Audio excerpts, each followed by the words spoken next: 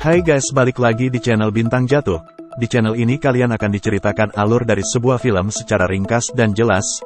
Jadi guys, film kali ini berjudul The Wrath of Becky. Gadis ini bernama Becky. Dia baru saja diadopsi oleh sebuah keluarga yang cukup religius. Becky datang dengan anjing kesayangannya Diego. Becky berpura-pura menjadi anak yang manis di depan orang tua angkatnya. Dia bahkan menanggilnya dengan sebutan ibu hingga membuat ibu angkatnya bahagia. Tapi saat orang tua angkatnya tidur, Becky akan menjalankan rencana busuknya, kabur dari rumah tersebut. 3 tahun kemudian, Becky tumbuh jadi gadis yang energik dan lincah. Dia melatih kekuatannya dengan latihan militer secara otodidak dan dalam 3 tahun ini Becky sudah kabur dari 3 rumah. Hingga akhirnya dia ditampung oleh seorang wanita parubaya bernama Elena yang tinggal sendirian. Becky selalu kesulitan tidur di malam hari sejak kejadian perampokan yang membunuh ayahnya. Semenjak itu Becky menjadi liar dan ganas, hingga sanggup menghabisi perampok tersebut. Kejadian itu membuatnya tidak bisa tidur di malam hari. Becky kerja di sebuah kafe. Dia selalu berimajinasi membunuh pria-pria yang memperlakukannya tidak sopan. Suatu hari Becky kedatangan 3 pria yang sangat tidak sopan. Becky dengan sengaja menumpahkan kopi panas pada salah satu pria tersebut. Ternyata pria tersebut dendam. Mereka menunggu dan mengikuti Becky. Malam harinya Becky merasa heran dengan suasana yang sangat tenang. Dia turun untuk memeriksa lantai bawah. Firasatnya tidak bagus dan tiba-tiba saja seseorang membekap mulutnya dari belakang. Becky mencoba melawan dan saat dia menyuruh Diego untuk menyerang pria tersebut, seseorang muncul dan memukul Diego hingga pingsan. Becky terkejut, ternyata mereka pria yang tadi siang datang ke kafe. Di saat genting itu Elena datang dan mengarahkan senjatanya pada pria-pria tersebut, tapi malangnya salah satu dari mereka menembak Elena tepat di kepalanya. Becky histeris melihat itu. Dia tidak percaya mereka menembak Elena. Becky bangkit ingin menyerah si penembak, tapi dengan sekali pukulan Becky langsung kehilangan kesadarannya. Saat sadar Becky mendapati Elena bersimbah darah, sementara itu dia tidak melihat tubuh Diego dimanapun. Becky panik dan marah, tapi dia tidak tahu harus berbuat apa. Becky mengubur tubuh Elena, hatinya dipenuhi kebencian dan kemarahan. Dia berjanji untuk menemukan anjingnya dan mencari pembunuh Elena. Becky menyusun rencana balas dendamnya. Dia menyiapkan semua yang dibutuhkannya, kemudian mulai mencari kediaman 3 pria tersebut. Untungnya Becky sempat mendengar mereka menyebut nama Daryl saat berada di kafe, dan itu memudahkan Becky untuk melacak keberadaan mereka. Daryl yang pertama ditemuinya adalah seorang perempuan tua yang tengah sekarat. Dia bahkan membutuhkan tabung oksigen dan dia bukan Daryl yang dicari Becky. Daryl yang kedua, rumahnya berada di pinggir danau. Becky menyelidiki rumah itu dengan diam-diam. Dia masuk lewat sebuah jendela dan menemukan berkas-berkas dan susunan rencana pemberontakan yang akan mereka lakukan. Becky sempat mengambil beberapa foto berkas itu saat Daryl dan temannya masuk ke ruangan itu. Becky bersembunyi di bawah sofa dan mendengar semua percakapan orang-orang itu. Saat mereka pergi, Becky mengambil list nama pemberontak yang akan ikut menyerang balai kota dari laptop pria tersebut. Kemudian dia pergi meninggalkan tempat itu. Becky diam-diam menaruh ponselnya di depan pintu rumah Daryl dan saat ditemukan Daryl langsung mengintegrasi ketiga pria yang baru datang.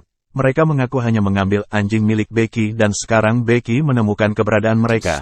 Dari kesal dan menyuruh salah seorang dari mereka yang bernama Anthony untuk mengembalikan anjing Becky. Awalnya dia kesal karena bocah seperti Becky bisa membuatnya kalang kabut dan saat bertemu dia malah ingin membunuh Becky.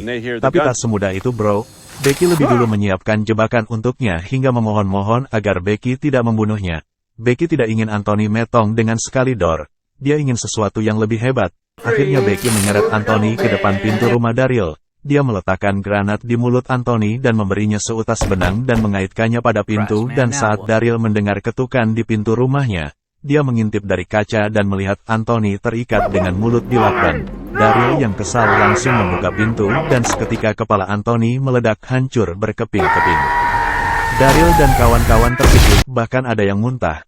Mereka tidak percaya Becky yang mereka anggap anak kecil ternyata sangat berbahaya. Daryl dan ketiga temannya terus berdebat sampai Becky kembali meneleponnya dan membeberkan semua rencana busuk Daryl. Karena marah dia tidak sengaja keceplosan kalau acara besok adalah pemberontakan dan bukanlah untuk tujuan mulia.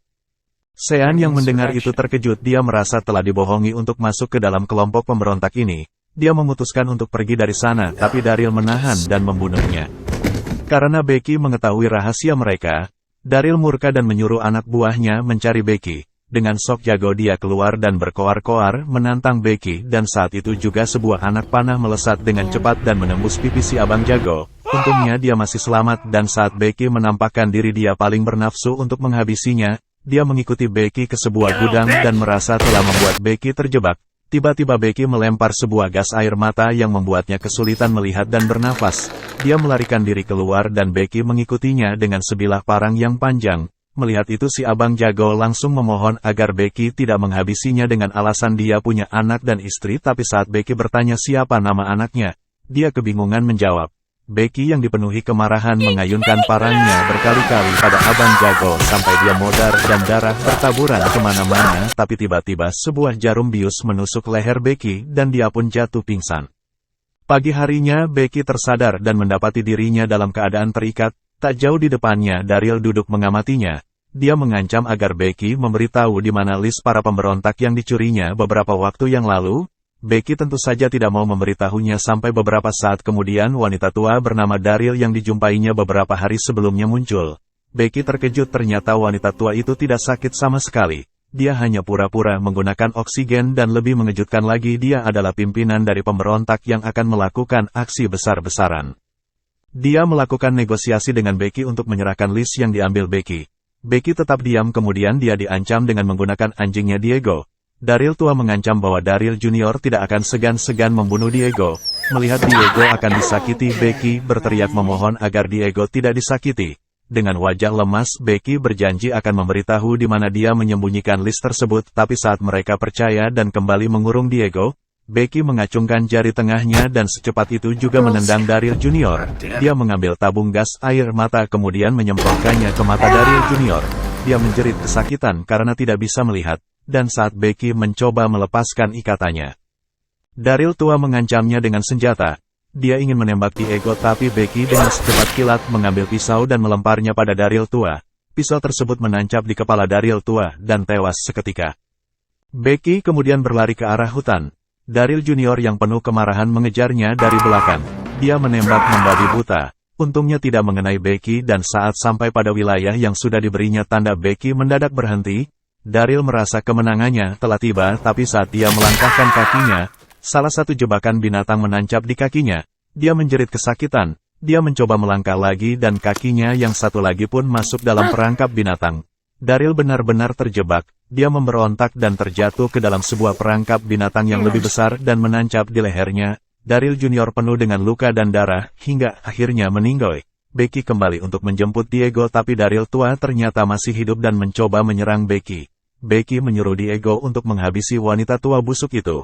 Dia menjerit saat Diego menyerangnya hingga membuatnya diam selama-lamanya. 24 jam kemudian, Becky sedang diintegrasi oleh seseorang dari CIA. Dia memberitahu Becky jika list yang ditemukan itu lebih berbahaya dari sekedar pemberontak. Mereka semua adalah jaringan dari teroris yang paling dicari-cari dunia, dan Becky baru saja menghabis salah satu dari kelompok mereka. Becky bahkan mendapat tawaran sebagai rekrutan termuda Badan Intelijen Pusat dan tentu saja dia menyetujuinya. Dan sebagai tugas pertamanya Becky harus menemukan salah seorang dari anggota Daryl yang kabur. Tak butuh waktu lama bagi Becky menemukannya. Pria tersebut sedang duduk di mobilnya yang rusak. Dia melihat kehadiran Becky dari kaca spion, tapi saat melihat Becky mengarahkan bazooka ke mobilnya dia terkejut dan membeku. Mobilnya meledak dan terbakar. Tugas pertama Becky sebagai anggota CIA termuda selesai dan film pun berakhir. Jadi guys, itu tadi alur cerita film The War of Becky yang sangat-sangat luar biasa. Jadi kalau kalian suka jangan lupa like, komen dan subscribe ya. Terima kasih sudah menonton.